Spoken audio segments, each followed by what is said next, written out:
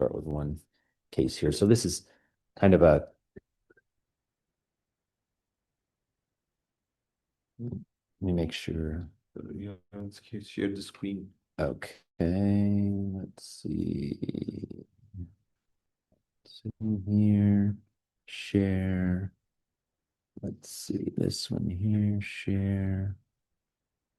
Yeah. Okay, good. And let me make sure I have, this doesn't need to be on there. My video and audio is on. Okay, great. Okay. So the first step we'll typically do is make some sort of side port incision. And so the purpose of making this incision is that, the eye is normally filled with aqueous fluid, which is basically like saline. And so if you make a large incision in the eye, if you make any incision in the eye, that fluid will flow out very easily. So one of the first things we want to do, and probably one of the most important things to maintain throughout all of phaco, is you want the chamber to be stable. You don't want the chamber to be collapsing. The chamber collapses, your blades can hit the lens, they can hit the iris, they can hit the cornea. If your chamber collapses later in the case, the posterior capsule can come forward and you can tear it or damage it. So one of the first things we would, and throughout the whole surgery, we want to do is maintain chamber stability. So one of the first things we want to do is maintain that. And we maintain that by putting in a material that's thicker, a viscoelastic typically. And there's lots of different kinds of viscoelastics that have different purposes. But the first thing we want to do is put in a viscoelastic. So that's our first step. And we usually do that through a side port incision. This incision can be made with many different types of blades. Commonly, in what I grew up using was a super sharp blade, which is basically a blade that has a triangular shape to it. And when you push it in, the further you push it in, the larger the incision gets till it gets as wide as the blade is. It also tends to make an incision that is triangular, so the outside opening of the incision is wider than the inside. And with a super sharp blade, you can make an incision of any size you want. So you need to know what size incision you want. The larger the incision, the easier it is to get things in through it. The larger the incision, the more likely it might be to leak or um, again, cause less stability of the chamber. So you want that incision to be a proper size for whatever you're doing through it. And so, for example, if you are using a second instrument that's large, you might want a bigger incision. If you're going to do bimanual, which is larger than using a cannula, you want a larger incision. And ideally, you'd like that incision to be properly sized, because if you're making it too big, you're going to have fluid leaking out. That doesn't help your chamber stability. If you make it too small, you might not be able to get your instrument in the eye, and you might tear some of the Decimase membrane as you're going in, or you might need to go back and enlarge your incision again. And that's just not efficient surgery, because we want the surgery to be efficient too. One way around that is to use a keratome blade. So this is a keratome blade. It looks like you've seen to make the main incision for phaco, or what you might use when you enter with SICS surgery. And these come in very specific widths. So with phaco, we have very specific widths for them. And for these smaller keratomes, a side port blade like this, they come in different widths too. So you can get a 1 millimeter, 1.1, 1.2. And you can, by using this, you can get a very consistent size. Now, using a super sharp, as you get practice with it, you can get a very consistent size too. But this blade here is designed to make an exactly 1.1 millimeter incision. But after we make that incision, we'll want to again stabilize the chamber. Our surgeries usually we do under topical anesthesia. So we put numbing drops in the eye. They get a little medicine or an IV to relax them, but the patient has full movement of their eyes. So they have to be a little bit cooperative. You may see the patient's eye drifting off, and we'll have to say, no, look back at the light. So if you see that moving. So this is some viscoelastic. So viscoelastic is, I'm sorry, let me go back one step. The other thing that we want to do, other important parameters for a cataract surgery are that the pupil is well dilated, because with phaco, the bigger the pupil, the better it is. And Also, we want the patient to be comfortable, right? Because if the patient's uncomfortable, they're going to be moving and drifting. So in this case, before we put the viscoelastic in, we put something else in. What I just put in there was a mixture of lidocaine, preservative-free lidocaine, and epinephrine. And so that helps expand the pupil a bit. The lidocaine numbs the inside of the eye, which makes the patient a little more comfortable. Again, we don't have a retrobulbar block here, so the penetration of the tetracaine or proparacaine isn't as good to the inner surface of the eye. So that was putting in a little bit of what we call sugar cane, named after Dr. Joel Sugar, who just popularized using this mixture of lidocaine and epinephrine. And that makes the pupil a little bit bigger and can hopefully make the patient a little more comfortable. We put that in first because if you put viscoelastic in first and then you put sugarcane in, viscoelastic is going to block the absorption of it. So we won't put that in first. And now we'll put some viscoelastic in. So you can see the viscoelastic going in. Let me see if I can move these things somewhere else.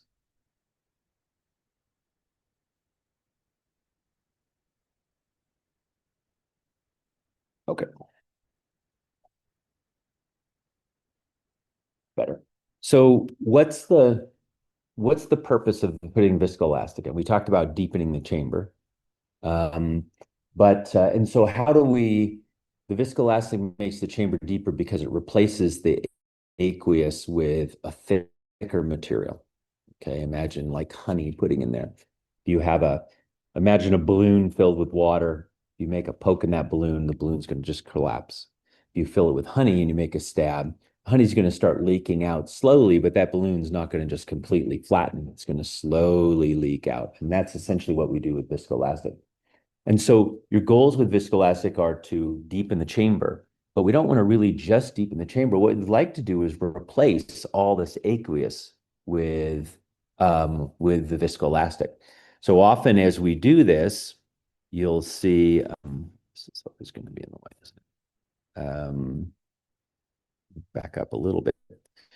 Ideally, if you can, what we'd like to do is sort of backfill the eye with a viscoelastic. So we can get a little in there to get the chamber and then go across the eye and fill back and see how it just pushes all the aqueous out. You certainly could just put a little in there to deepen the chamber, but then most of it's still filled with aqueous.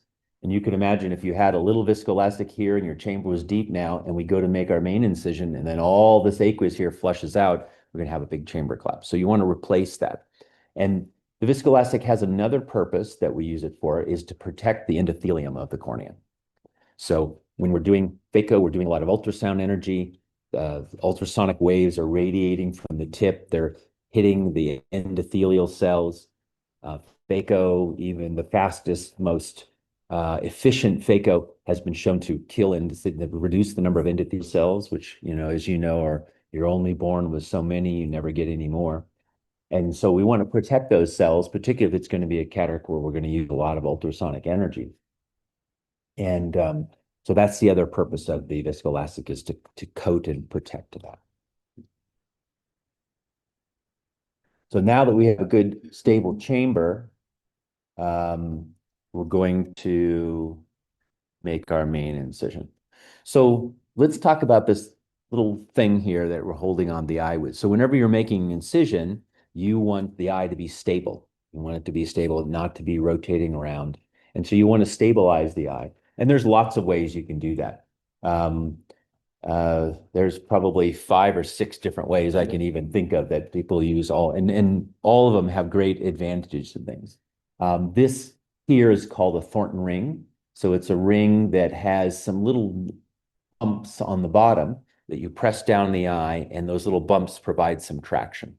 It's definitely not the most solid way to hold onto the eye, but when we're doing topical anesthesia, sometimes using a forceps and grabbing the conjunctiva, you notice that even with block patients, sometimes they feel that little pinch of the forceps on there. So this is a nice way to not make the patient a little less uncomfortable, and then also provide some stability of the eye. It's not as good as grabbing with a forceps. So another option would be to grab with some forceps.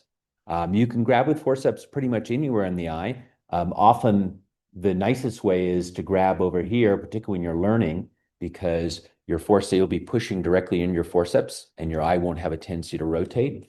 When you're beginning, and often if you grab here and you make your incision here, your eye is going to start to rotate because the forces aren't directly aligned. They're off to the sides. The eye is going to start to spin a little bit. And you'll see your instructor surgeons here do this all the time, and they've gotten good at doing it, and their eye won't rotate at all. But often when you're starting, sometimes it's better to grab the opposite side. Used to have, when I was in training, fixate the eye with something called a twist grip, which is kind of a rod that had twists, and you would spin it, and the two hooks would screw into the sclera to hold it. Kind of a little bit of a brutal device. The hooks were designed not to go in too deep, of course. I know we had a resident from Canada who trained with us, and he would use his finger. He just put his finger on the other side of the eye and make the incision. Some people do a Wexel or like a little, what do you call it? Yeah, on the other side, just as some form of countertraction. Some people will actually go in and use each of the, they'll put another instrument in here, like they'll put a dialer in here and use that just to stabilize it. Some people will grab the side port incision with their forceps. One thing as you get more, in particular if you're not doing blocks, with the retrobulbar block, often you'll get a subconjunctival hemorrhage with it. And so as we get into topical, we like to try to avoid those. We have a lot of patients that are on blood thinners too. And if you go and grab their conjunctiva here, and you'll see a little bit of blood trickling out after that, and they're on a blood thinner. And by the end of the surgery, they'll have a 360-degree subconjunctival hemorrhage. It sometimes is bulging out, and it just looks terrible. And you don't want them, sitting down at the restaurant and go, "What happened to your eye?" "Oh, Dr. Caspar did my eye surgery." Like, "Oh, let me write that name down. I want to avoid that, doctor." So the little things that we kind of take into account. With a retrobulbar block, you're going to get some subconjunctival hemorrhage. You don't worry as much. I don't know if you have a lot of patients on blood thinners. We have tons of patients that are on blood thinners. So thinking about how you're going to stabilize the eye when you do this, but you want this eye to be stable, because if the eye's not stable, it's going to be more difficult to make this incision properly. So let's go on. So the next step is, now you may, depending on how you're going to remove the cortex, if you're going to use bimanual where you need 2 incisions to remove it, you may end up making another incision here. The bimanuals use very small, as a very small irrigator, very small aspirator. And so they can go through very small incisions. We don't want to make the incision any bigger. If you could do bimanual through your main incision and through the side incision, but the problem is when you have an incision that's much bigger than it needs to be, you're going to get a lot of leakage. And I would not recommend doing normal bimanual through here. There are some bimanual devices that have a sleeve on them, like the Phaco does, that will seal in a large incision, and you can do bimanual that way. But most people would recommend making a bimanual incision, 2 in separate smaller incisions for bimanual. So most, I think what you'll do here will be bimanual IA. So you'll have an extra incision over here. And then, you want to think about when you're doing this, you want to think about each step and why, think about how you're doing each step and why you're doing each step. And so, for example, you'll see some people that make this incision first, and later in the surgery, when they start to do bimanual, they'll make this incision. And other people will make both these incisions right from the beginning. And there's probably pros and cons to each of those. I mean, one nice thing about doing it at the beginning is you already have the super sharp blade or the side port blade in your hand. So you make one, make the other. It's a little more efficient than later in the surgery going, "Oh, can I have the side port blade back? Oh, shoot, we put it over here on the other table. Let me go get it here. Okay, here it is." And, that just makes your surgery a little bit more efficient. But making the two, you need to be, a delicate surgeon if you're going to make both these at the same time, because you make one and maybe some aqueous leaked out when you did this one. Now you're going to do this when your chamber's a little more shallow. So you better be careful about not pushing down too much, because you could flatten the chamber. Or you could make this one, put your viscoelastic in, and then go make this one. But now you've kind of switched hands again. So that made it a little less efficient. So think about all these things as how the steps you do it, because sometimes these little steps, the order you do the steps in and you can improve your efficiency with the surgery and make it a little bit faster without having to operate faster, which always risks, the faster you try to do things, the more likely you might make a mistake when you're doing it. But it can make you more efficient when you're doing the surgery. But sometimes, again, depending on your technique and how you do it, it may or may not be better to do that. So when you look at another surgeon operating and see, oh, they do that a little different, think about, why, or maybe you can ask them, why do you do that different? And sometimes they might just say, well, that's the way I've always done it. But think about each of these steps. So the next is to make the main incision. And so this incision needs to be a very precise width. This is the incision you're going to be running the phaco through. And if this incision is too small, you won't be able to get your phaco tip in. And you might, as you're going in and forcing it in, you might tear some of the Descemet's membrane off. And if you make it too big, you're going to have leakage. And that leakage will cause more outflow than inflow. And we talked about surge and the stability of the chamber. So we want this to be very precise. So pretty much everybody, I would say, uses a keratome that's a precise size to do this. And I would make sure, particularly when you're starting, is to make sure that you have a proper keratome size to the proper sleeve. So the phacoemulsifier has a metal tip that oscillates back and forth to break up the. I wonder if we should turn the heater off. Oh, the phacoemulsifier has a very specific. Because of the heat. Oh, okay. Oh, there it is. So the phacoemulsifier has a very specific tip, and the tip is pretty much on all phacoemulsifiers is a 0.9 millimeters. And around that is a sleeve, a flexible plastic sleeve. And those, if you see enough surgeries, you'll notice they come in different colors. And each color denotes the size of the incision that it should be used for. So you always want to make sure your keratome is matched to your sleeve. And you don't want to just go, oh yeah, we found some sleeves, because the purple sleeve is matched to ideally a 2.75, I think, or is it 2.8, Yes, 2.8, 2.75 millimeter incision. And then the pink one is matched to a 2.4 millimeter incision. 2.2 to 2.4. 2.2 to 2.4. So you always want to make sure those are matched. Sometimes you can, as you get more experienced, you might be able to use a 2.8 millimeter keratome and go in just far enough to open it up to 2.4 to make it seal well.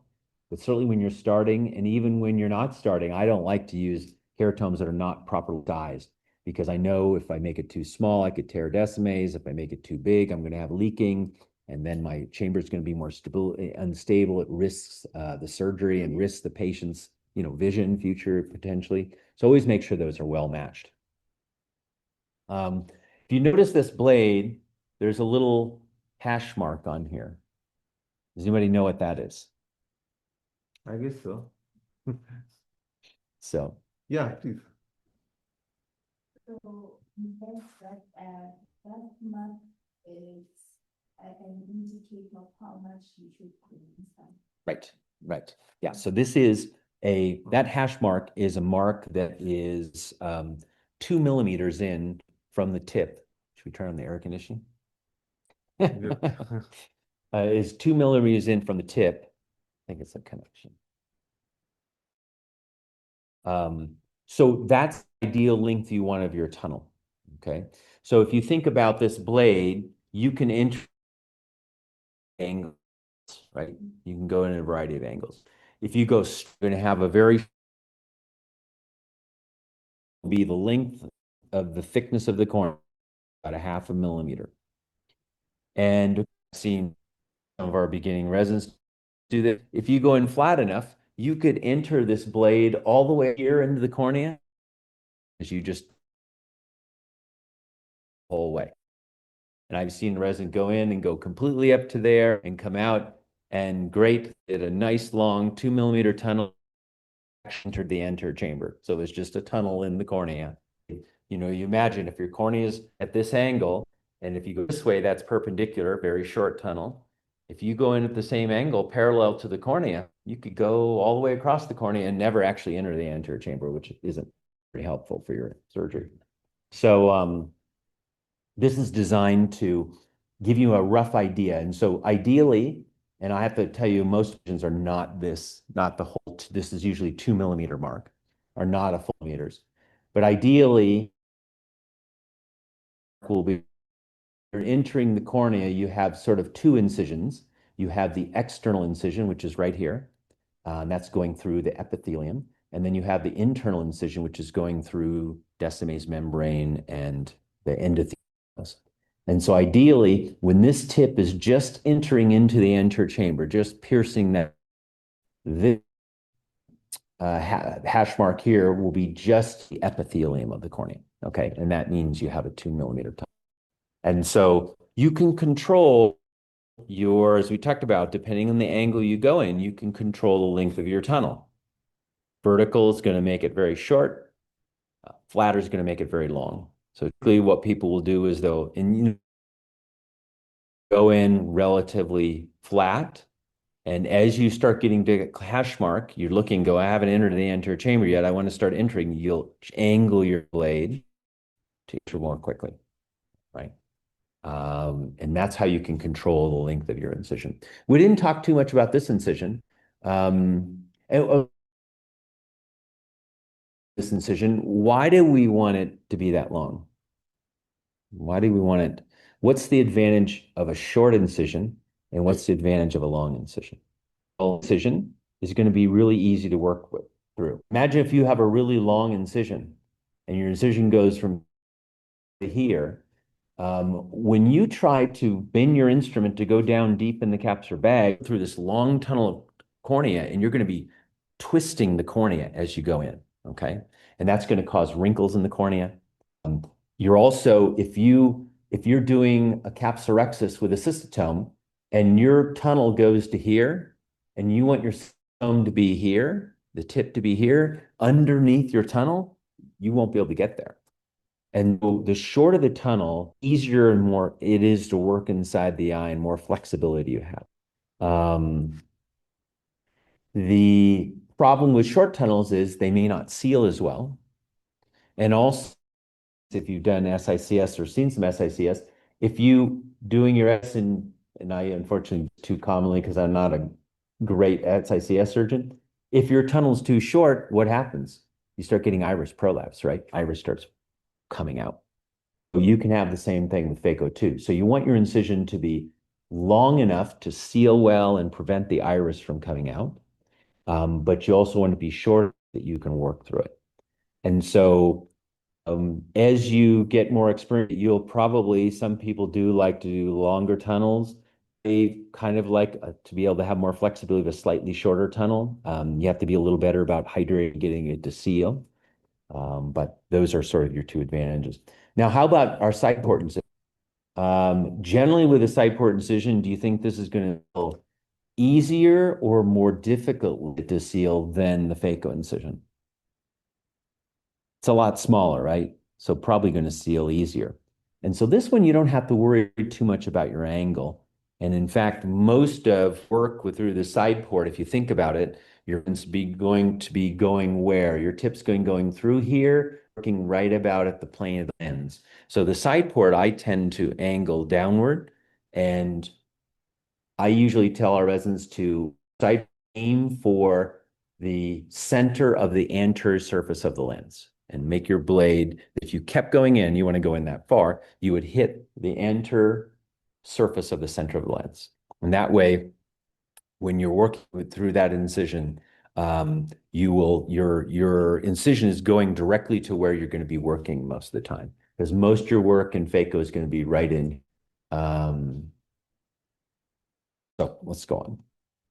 So here's our incision going in. Unfortunately, it's a little out of focus there, but that's about probably slightly less than a 2 mm incision. So we made so the next step we're going to start is our capsulotomy. And I'll tell you, we have an advantage that we have some viscoelastics that are a little bit thicker in the eye and tend to stay in the eye more. Often viscoelastics, there's often a range of sort of viscoelasticity and they range from ones that are tend to be thinner, tend to coat the surface of the eye better. So those one we call them, and those in the eye easy. They don't come out very easily, and so the advantages, they tend to stay in the eye and protect us as well. The disadvantages, they're harder to get out of the eye because they don't want to come out as easily. And then we have thicker viscoelastics called cohesive ones that stick together, and they stick together really well. They deepen the chamber really well, and then they're also relatively removed. And so when we're thinking about dispersive, and viscoelastics is a whole nother talk, but if we think about viscoelastics being versus cohesive, one way to think about molecules of these viscoelastics is the dispersive ones are like, people say they're like rice, okay? So if you have a bowl of rice, you grab a piece of rice and you get one piece of rice, right? It's not like the other rice comes with it. And that's how they are. So when you remove them from the eye, you have to go around and vacuum out every little piece of rice to get them out, and they tend to stand very easily. Cohesive ones are like spaghetti, and so they're these tangled long molecules that all intertwine together.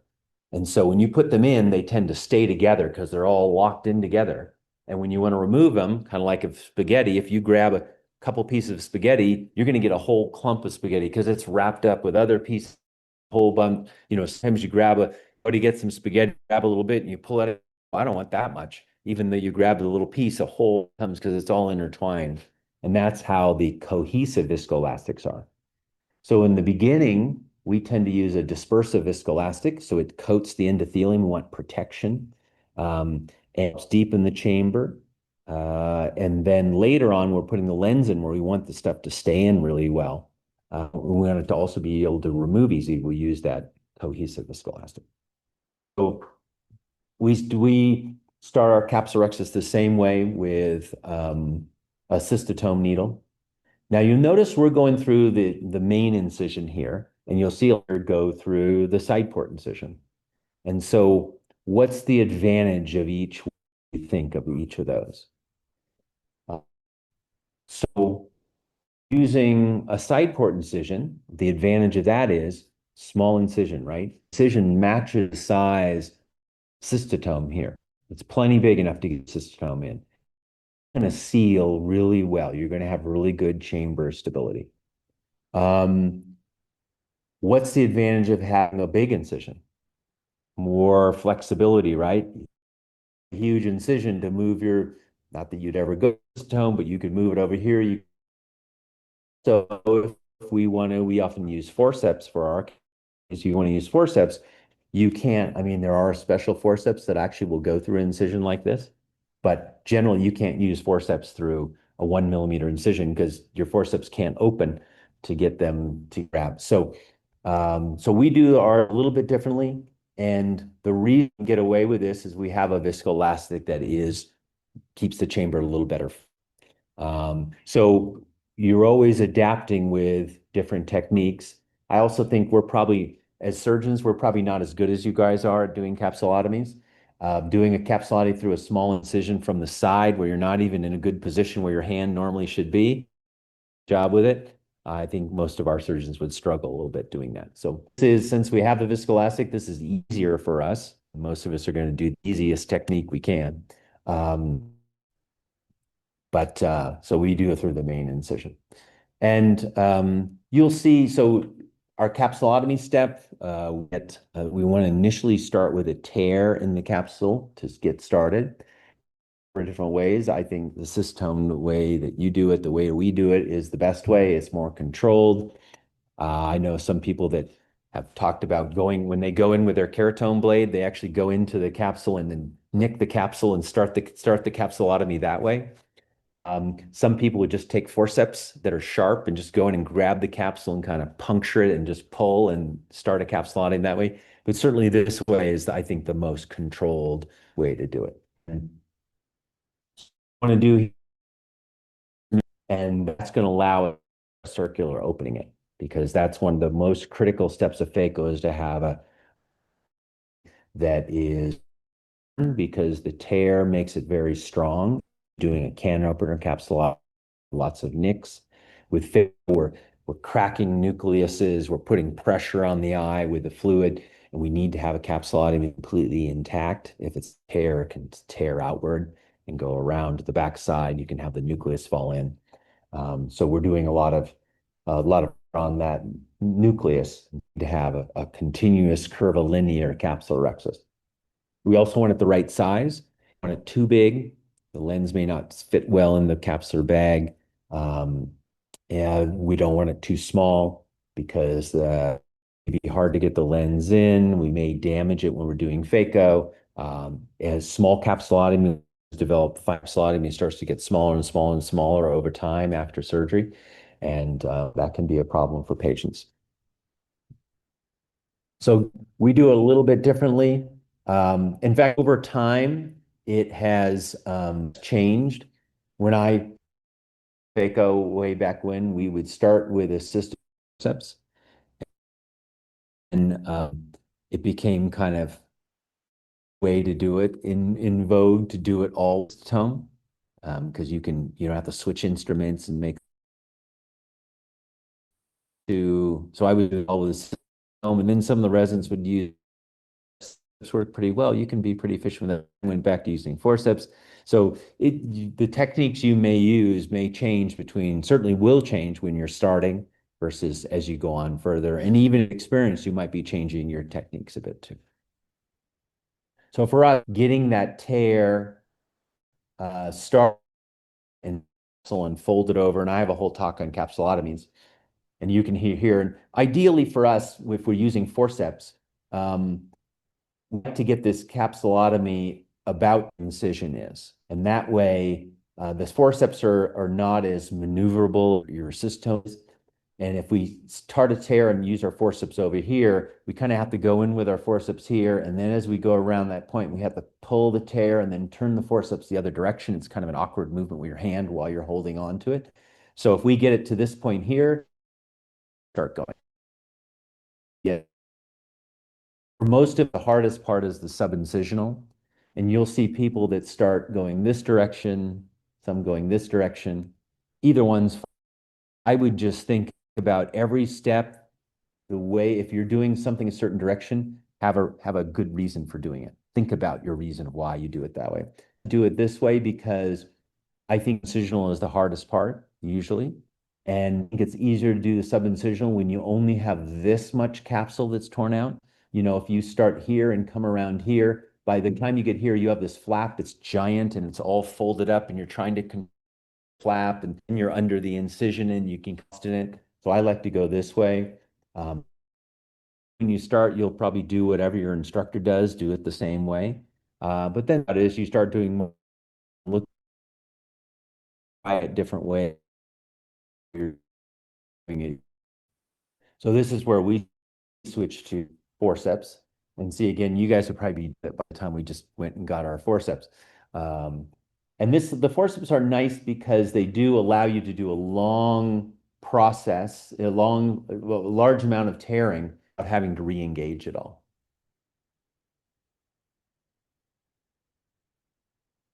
Talk a little bit in a future lecture about why we're pulling different directions. So you can see once you get a hold of the forceps, you can do it fairly efficiently. And also with the cystome, you have to be a little more gentle because you want to push down hard enough to engage the capsule and be able to tear it, but not hard enough that you go through and puncture the capsule underneath. Okay, so so we got our capsulotomy open and looks like it's a reasonable size, relatively round, relatively centered. The next step, we need all of our phaco techniques require us to move the nucleus, to rotate the nucleus. Pretty much all the techniques require us to free up that nucleus and rotate it. And in fact, when hydrodissection was developed, first people described it, it opened up a whole different techniques of how to do phaco. Because before hydrodissection, people would kind of do a groove in the center, and then do a groove off to the side, and then a groove off the other side, and try to crack those two and try to pull up these two pieces and do something to push this over to the other side. But once hydrodissection was developed, it allowed the nucleus to rotate, and that freed us up to do all kinds of techniques. So the goal of action is to use some to go under the intercapsule, around to the equator, all the way around along the capsule, or actually probably along, and then come out the other side and dissect the plane using that fluid to separate the nucleus. And depending on where you get it, either the nucleus, the epinucleus, somewhere, a plane there to separate. And so with this technique, and the way you do this depends a lot on the type of cannula you have. So the way I do my hydrosection is totally different when I work at different surgery centers, because our surgery center has this type of cannula, which has a very short tip. Yours is much longer, a short tip before the bend. And I would have, and so you need to, as opposed to some others that have a very long tip after the bend. Okay, so imagine this is long. And it was interesting because I would see some of our residents come over to operate with me in their last year, and they would be holding this cannula vertically.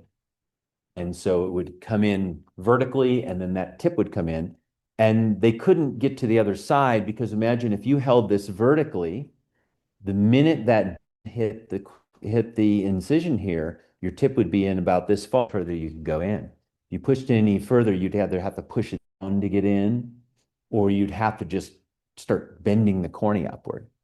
And the reason and I was like, why are you doing it that way? That doesn't work. And realized they were doing it that way is because the VA, or a veterans hospital, they have a cannula that's twice as long. And so you could do that. You could go in vertically. Yours is pretty long, so you can go in vertically. And when I went to another surgery center, they had the long cannula. And I'm like, oh, well, that long cannula weighs like this because you know your bend is outside the eye. And at that point, what's the advantage of having a bend if the bend's out the eye? And so when I go to different surgery centers, I do the hydrosection. This is our short cannula. And so we put it in there and inject, and you can see the viscoelastic starting to come out of the eye. And you'll see a couple things happen when this happens. One is, and I don't know if you saw that there, you'll see a little fluid wave going across the eye. So let's watch that again. Fluid wave going across the eye. You see that little kind of wave there? You'll see another one. So you're seeing a fluid wave. The other thing you'll see here, I think, is that the lens will lift a little bit. So watch some of these here and see if you see the lens kind of lift a little bit. And then there was a little push down maneuver to push the lens back into place. See how that lens kind of comes forward a little bit? So that's a good sign. So three things here I think are good signs that we have a good hydrodissection. One, we saw a wave of fluid go back the side of the eye. I think that's actually the least reliable, making sure that you have a good hydrodissection. Most reliable, then more reliable. One, nucleus go. It's a sign that fluid's underneath there pushing the nucleus up. And you want to watch that because if you see the nucleus coming too far forward, it can pop out of the bag. And that can make your technique difficult because if the nucleus is sitting this way in the bag and you want to rotate it, it's hard to rotate it because it's caught on the capsular bag. And then the worst thing sometimes, if you have a small capsulotomy and you're aggressive with your hydrodissection, you'll see the nucleus forward and then suddenly you'll see it drop back down like this. Like, why did it suddenly, extra space allowed it to drop back down? Well, that's because you just ruptured the posterior capsule and the nucleus popped back out into place and then pop back into the vitreous. So always watch for that if you and push down a little bit. The push down does, sometimes as the fluid comes around, it'll come around partially and push the nucleus up. And then if you push down, particularly in that area, you can get the fluid to come out the other side, and that really helps the separation. What else do you notice that's a little different from before we did the capsulotomy? One. Oh, yeah, go ahead. Yeah, just one, go back a little bit. Yeah. We just kind of red glow you see, and as completed the hydrodissection, it means you detach the nucleus from the bag. The whole, as because that arrangement change of the attachment of your nucleus to the bag, you see the red glow, what happens to the red glow? He answered my question, yes. Yeah. So yeah. Oh, I'm sorry. That's okay. Look at our red reflex before we start. So this is before we did hydrodissection and after, right? So that's fine too. That's a good sign of separation. If you do a lot of the hydrosection and the red reflex doesn't change at all, you probably don't have a good separation. Now, I'm 99% sure that this is separated, but let's see if we do a little test of it here. Yeah, so I'm going to push here and just see that it's rotating a little bit. But I would say a lot of times you don't even, if you see those signs, good signs like that, you probably don't need to do anything. All right, so now we're going to start our phaco technique.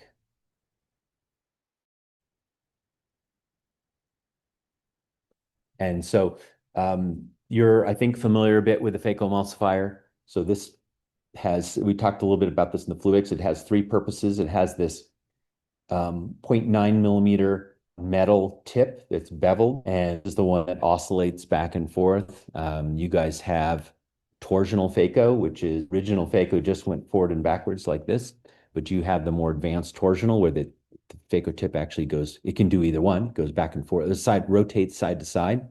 That's why it needs to have that little bend in it. If you have a straight tip and you rotate side, it doesn't really do much. If you have a bent tip and it rotates side to side, that little tip is hitting nuclear fragments and cavitating and breaking up the nucleus. So you need to have a little bit of bend on this. It also has aspiration, which goes in through the center here. So when you get in position 2, it's aspirating fluid and nuclear fragments through here. And then you have infusion. So the infusion comes in around the outside of the piece, inside the sleeve, and then comes out through these two holes here. In general, you want these two little holes here to be horizontally oriented. It kind of depends a little bit on how you hold your phaco tip. I notice some people here will hold their phaco tips a little bit side. They like to use the phaco tip a little bit sideways, and that's fine, however you feel comfortable using it. But generally, you want to keep these going to however you hold your phaco, keep these going to side because you don't have the fluid just squirting up and hitting endothelium the whole time. Now it will, I mean, you're going to rotate your phaco tip sometimes, so you will be endothelium. But whatever your majority position is, which for most people is what we would call bevel up. This is a little bit bevel sideways right now, but you imagine if you did this a little bit more, it'd be bevel up. We'll see that a little later. And that keeps the fluid going to the side. All right. And then, so how you enter here also is a little bit sideways in because your tip is less likely to catch on the cornea. That's a little bit of an awkward maneuver to go in completely upside down, then rotate all the way over.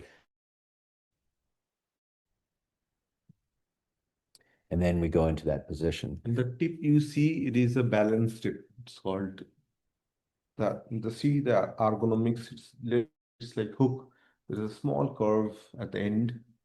That's how balanced tip looks like. Yeah, I think you guys use a Kelman Yes. tip. Yeah, so there's lots of different tips. Kelman tip is kind of like, imagine you started, your ship went straight from here. It didn't have it. It has just a bend down here. It's more of a balanced tip where it's sort of bends this way and bends that way, and it's kind of ends up going about the same direction by the time you get the end. It is more of a straight tip. I mean, if you see the shaft and the end, it is in a same direction. If you see a Kelman tip, it will bend at 22-degree, and the end is actually downwards. So that's the difference between these two. Yeah, and you definitely, if you're doing the torsional phaco ozzel, you definitely want to have a bent tip. And then if you see this little hole in the tip here, this is not a defect. This is intentional, and this is something called the bypass system, ABS system. So remember we talked about help surge if you have the vacuum build very high. And so you're using vacuum, your tip gets occluded, the vacuum goes up and kind of constrict a little bit and cause that surge. So what this does is that even if your tip is completely closed off here, there is some fluid flow going through here. So there is some fluid that's coming in through here and leaking in through this little hole. And that's going to help cool the tip a little bit because you will have some fluid flow, and also prevents the vacuum from getting extremely high because there is a little bit of fluid going through. So if you ever see that, don't worry that, oh my gosh, we got a bad tip. So rotate into position. And I think this one is this is the instrument I use for chopping. I think I gave you about 3 of these. This is called the microfinger. It's not really designed with chopping. Do I use this because I've tried every chopper out there and I like it the best? No, it's because what I learned doing. And so that's just what I've gotten used to. And when I was in training, there was a doctor who came in and used it. And so he taught me to use it and been using ever since. Obviously, you'll usually limited to what you have available. It's not like even our surgery centers, it's not like we have 17 jobs and we just pick which one we want. And we have lots of trays. So it means you have to buy lots of them to put them in every tray. So it works very well. So, just one thing. I mean, if you see this picture, I mean, it's so beautiful. You see the tip exactly in between your sleeves. You have equal distance from the side of the Right here. incision. You know, if you remember yesterday, he was talking about the orientation of your keratome and tip. It should match, right? It shouldn't be like in the theater he was talking about. It shouldn't mismatch. If it mismatch, then you won't see this kind of orientation where your tip is exactly in the center incision. This is so beautiful. Yeah, and the idea of this larger incision is this metal is not, has a sleeve around it and fluid around it. So as this metal tip is oscillating back and forth at 40,000 times a second, I think, or 10,000 at least, it's going to develop some heat. And this fluid around here will help prevent the cornea from burning. And we're going to enter the microfinger. The more bends in something, the more complicated it gets to think when you move it in direction, how it moves. And this has a couple bends here and even a little bend here. This is designed as a chopper, but for moderate density cataracts, it chops pretty well. And you can see there's no sharp tip, so you can use it to protect the pusher capsule. You have to feed it in a little bit, Lee, to go in. So I'm going to do a little vacuuming like a pre-phaco setting, or I just use my chop setting to do that. And then this is the technique I usually like to start out with and see if it works for the nuns is a quick chop technique. So I bury my tip into the nucleus. You can see I don't have a yet because the chamber is kind of fluctuating and a little bit better there. I go in behind capsule there, pull, and then separate, see if we can get it to crack into 2. And so this is a technique I usually try to start with. If it doesn't work, you can see it's not rotating quite as well as I probably should have done a little more hydrodissection. Now you realize that. A little piece broke off, so we'll emulsify that one.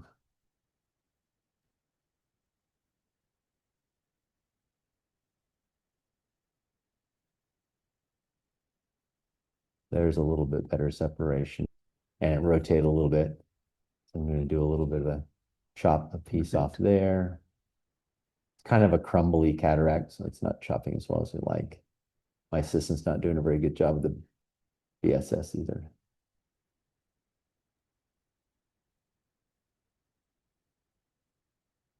And so this is a little bit of stubborn one, but the microfinger is nice for rotating things around. And often as you start getting pieces out, it'll start to rotate more. And now I'm kind of just a little bit free-forming it. I saw a loose piece there, so I pulled it. It's a little loose, so I'll see if I can lift it up, get it out. So definitely not a great example. There's a little bit of stuff there, mostly epinuclear stuff. I want to kind of get that out of the way, so maybe I can rotate this a little bit better. And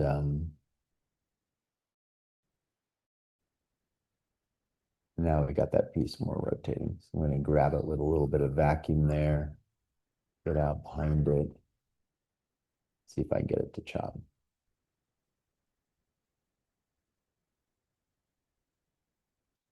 So, all our tech, all designed, get the new bag know, going inside the bag as possible, because the more inside the bag you are, the closer you are to the posterior capsule. You don't want to damages the posterior capsule. And so I, would err on operating more anteriorly when you're starting. Corneal edema usually goes away eventually. If it doesn't, they can do a DMEC. That's cornea's problem. But if you tear the posterior capsule, you can't tear. So, um, so just be very protective of that posterior capsule. And then be so much nucleus in there that you don't have to worry so much about damaging it and grabbing a little epinucleus, just using vacuum only for that. Now I need a little phaco here for this. You see my tip is starting to get more defensive with my second instrument there. And I can use it to help push pieces forward. Now my tip's going back a little bit behind the phaco as defensive, especially as we're getting these last pieces out and there's not as much nucleus and they're holding the bag in place. You can see there's a little chamber instability as it flexes there. There's some epinucleus down there left, but it's in a tough spot to grab with my phaco, so I'm just going to do it with the IA. So we have bimanual IA, we have coaxial IA, and both of them have their pros and cons. Coaxial means that the tip has both aspiration and irrigation on it. So you'll see, get it here. So it just uses the same sleeve that the phaco does. And again, what's happening here? Bring back in focus. Okay. So there's our IA tip, and but you can see it here. It's got this aspirating tip here. This is a polymer tip, so the tip is plastic. We used to have metal ones, and the problem with the metal ones, particularly these sleeves, is often the metal ones didn't have this flexible sleeve, just a mesh on it, and it had a little ridge here, and often there'd be a little burr that would develop on it, or we'd have bits of debris that could get locked in here. And that's one of the problems of the metal coaxial IA. You guys have bimanual metals, which are great because they don't tend to get burrs on them. They don't have areas to get material caught in them. So we wanted to try to get away, so we went to this. And this uses the sleeves, comes out through here and then aspirated through the center. And one thing that I like to do also is a lot of people in our department too have this tendency to, particularly I think if you is normally when you fluid, you have to push down your pedal into position 1. And while you're operating in the eye, you always want to be in position 1. And it can be a little tricky, particularly when you're starting or in any time, to make sure you're always in that exact position. Because if you let up your pedal a little bit, you won't, your chamber will start to collapse. Irrigation, which is a button you can hit on the pedal, and it makes fluid flow all the time. So you never worry about accidentally coming off the pedal or collapsing. It's a nice safety thing. Probably most of our surgeons use. And but one of the things I think they can be, I guess with either technique, one of the things that I like to do is you'll see a lot of people when they enter here, they'll have irrigation already going. And the problem with irrigation already going is that you have all this fluid flow here, and you're trying through this little tiny incision here and make sure you get under this lip of cornea gently. And if you have all this fluid flowing, you see what's going on. And irrigation is really important when you're doing phaco, but irrigation outside the eye, other than wetting the cornea, doesn't do you any good. So I would encourage everyone that whether using continuous irrigation or not, is to hold off on doing any irrigation until these 2 ports hit the incision. At that point, the irrigation is doing you no good. You're wasting fluid. You can't see your incision. And so hold off and hit the infusion right there. Now is going to help you. Up till that point, done you any good, even though your tip is entering, your infusion's outside the eye. And that's when you want to hit your infusion, and then you can see the chamber deepen.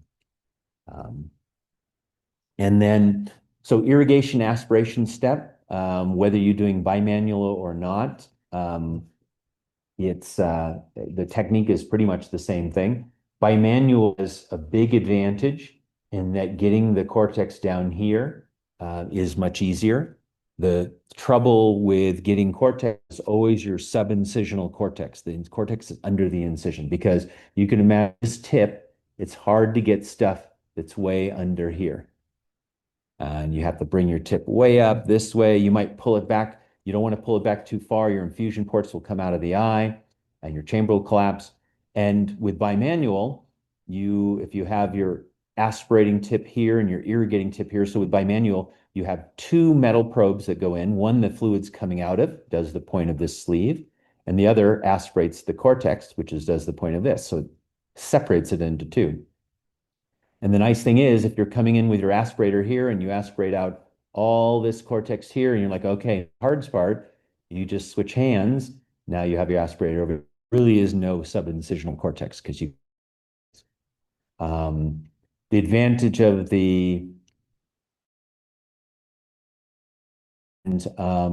your seal is a little bit better because so this is the same phaco you have that's molding to that. And but either one, just kind of preference of what you like.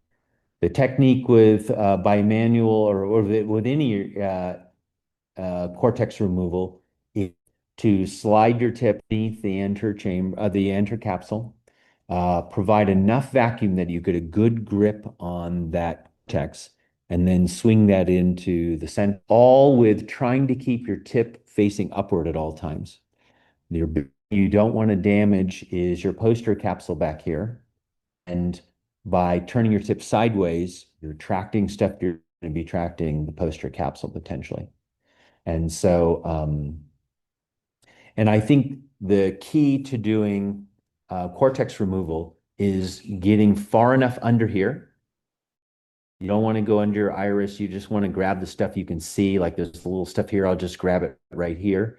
But you want to get your tip completely occluded. If you're occluded, then there's no flow, right? So your tip is clogged. There's no flow of the saline or BSS through the eye, and you are in a very safe position because you're right next to the posterior capsule. If there's no flow, you're not going to attract it. And what often happens is people go under the iris and they can't see their tip and they're nervous. What am I going to grab? I don't know. Let me just put a little vacuum on. So they'll put just a little bit of vacuum on and they'll grab a little tiny strand of cortex and they'll get out about here. And then the cortex is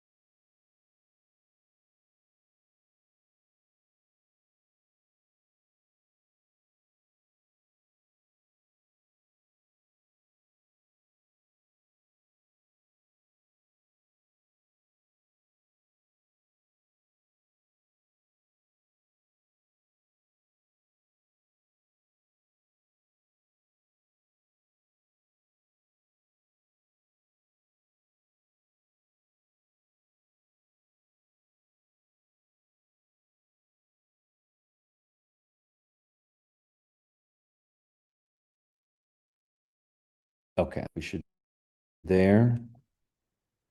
Let's close this up again. Okay, and again, trying to keep that tip straight up as much as possible. And here I have to turn it down, up, not move, vacuum up, just vacuum that latex. You get a little bit in it. Not to go very far into there because it was already, and we got it there. And then sometimes we'll go around and polish that anterior capsule a little bit just to remove some of the cells there. Some people think it's maybe going to help less posterior capsular pacification. A little prettier when you get done to have it polished. Okay. Good. Go to video 2. I guess we're done. Are we up to time? Oh, please. Okay, great. So now we're going to use visco to deepen up the chamber.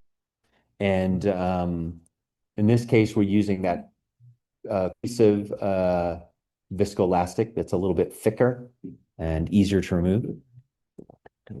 Okay, great. So, all right. And then we'll get our lens in. We'll get that set. Okay. So when you put your lens in, you need some counter traction, like an instrument there. Our lenses go in pretty much like yours. They're in an injector.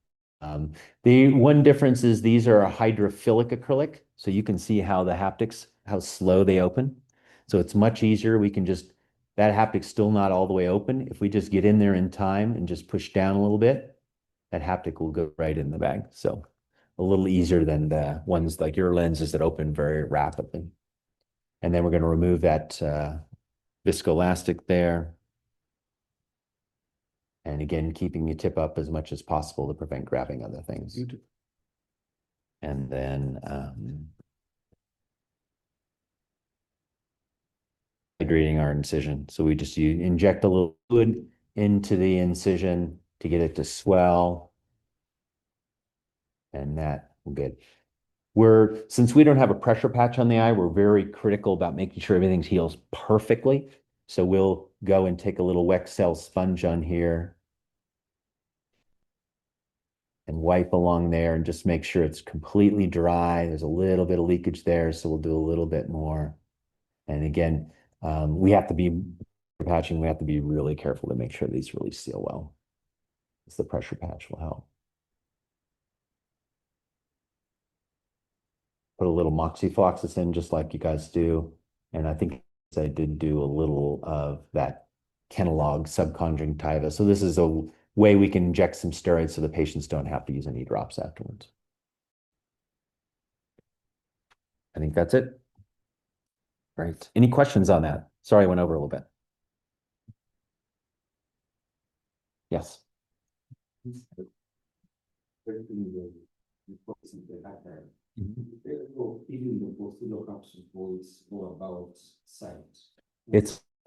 all about sight. Yeah, it's all about seeing really well. You want to have your focus really good. You want to get very good with the microscope so you can adjust fine focuses. I mean, when you're young, you can accommodate a lot and adjust your focus yourself. But as you get older, you'll end up focusing when you grab something off the posterior capsule, and then you go to the anterior capsule, you have to change your focus a little bit. Then you go back to grab a nuclear fragment and change your focus a little bit. So yeah, it's all about the view. All right, for your attention. Appreciate it.